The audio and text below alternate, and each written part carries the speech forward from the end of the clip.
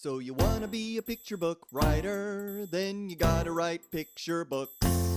And you're gonna need a bucket load of bright ideas for titles, plots, and hooks. If you're partial to prose or you're raring to rhyme, then repeat after me. It's a challenge, but I'm gonna tackle each story 1 month at a time with 12 by 12.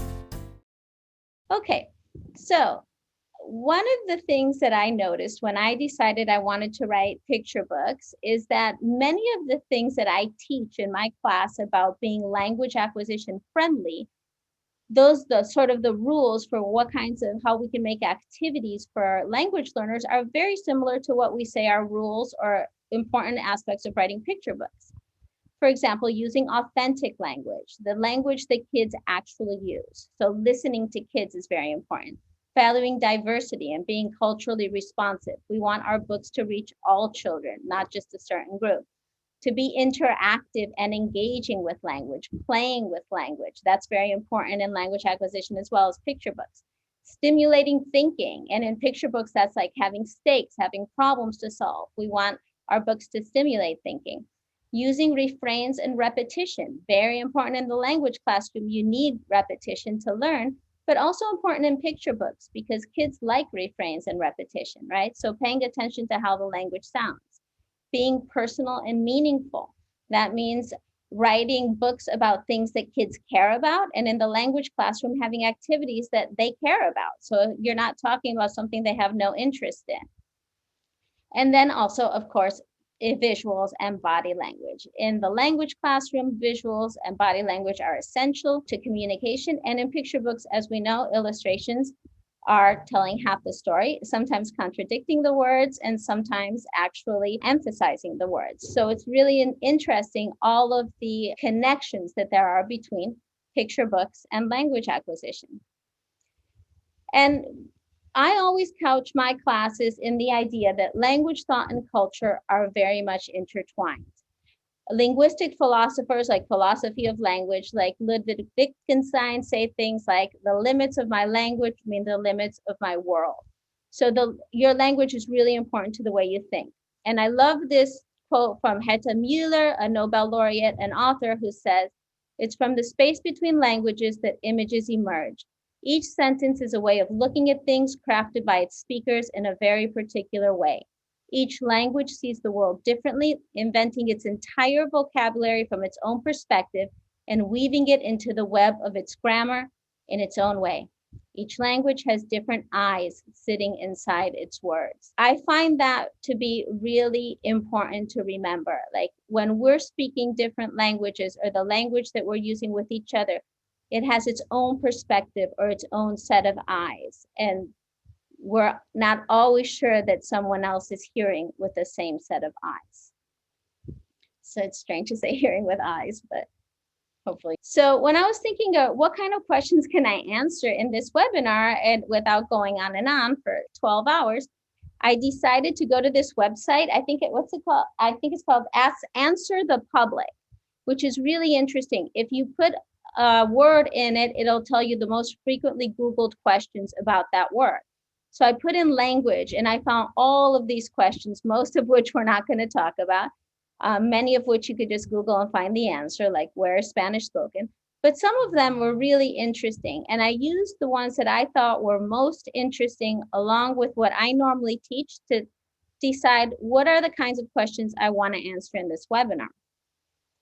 And these are the ones I chose.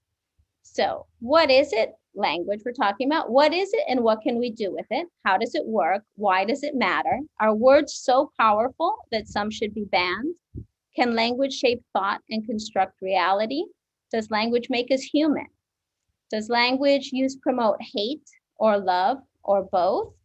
How much do gender and culture influence language? Why and how does language change? And is that okay?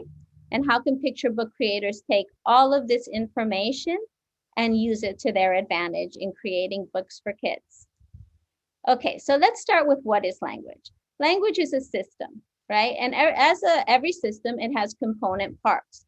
Now, this is one way to look at language. There are many other ways to look at language, but this way makes sense to me, both as a teacher and as a picture book writer. So I look at language like this, with composed of phonology, morphology, syntax, semantics, and discourse, 5 essential components. So phonology, the sound system of language, includes tone, stress, intonation, accent, pronunciation, all of those things. In terms of picture book writing, that's where we're talking about rhythm, meter, rhyme, how the words sound, right? So that's something we all pay attention to as we write picture books. Morphology is about words and word parts, what we normally think of when we think of language, words, right? And that has to do with the definition of the word, how words are formed. We have free and bound morphemes, which we'll get into a little bit. But for picture book writers, I think it's about choosing the best words possible in your picture book. Because as we all know, we are very limited in the amount of words we can use.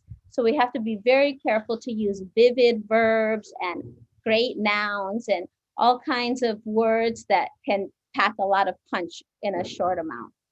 Syntax is about the structure of language, also known as grammar, or how we put words together, the word order, etc. And in picture book writing, I think it's really important to the pace of the picture book.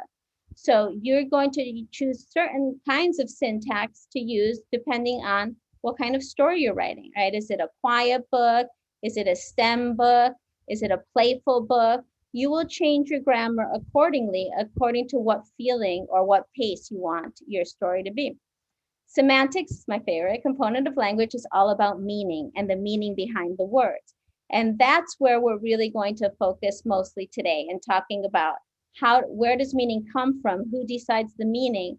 And is it always the same meaning, or can we manipulate meaning? And how does that figure into the picture book? For me, it's about the heart of the picture book, the theme or the meaning behind the words. That's where the heart is, right? And then discourse. And discourse is all about the give and take of language, how we use language. In picture books, we're talking about dialogue, turn taking. Discourse, I think, is very important in picture books in terms of page turns, right? It's always interesting when there's a question on one page and you have a minute to think about what's the answer going to be before you see the answer on the next page. Do it together so never you fear. It's a handy little way to help you kick into gear. You're amazing, exciting. Look out, 'cause you're writing 12 by 12. 12 manuscripts. 12 by